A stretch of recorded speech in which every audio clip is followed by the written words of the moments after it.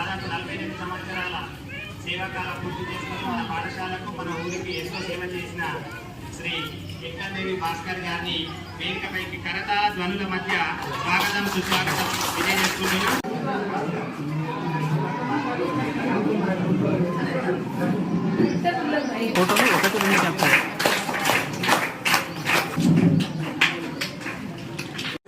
మంచి పాఠశాల అభివృద్ధిలో పాలు పంచుకున్నాడు.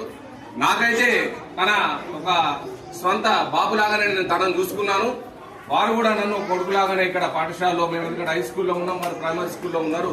తను చేసిన సేవను గుర్తించి దేవుడు ఏం చేసిండు, ఒక బంగారు లాంటి కొడుకును హరిప్రసాద్ను తనకు అప్పచెప్పిండు.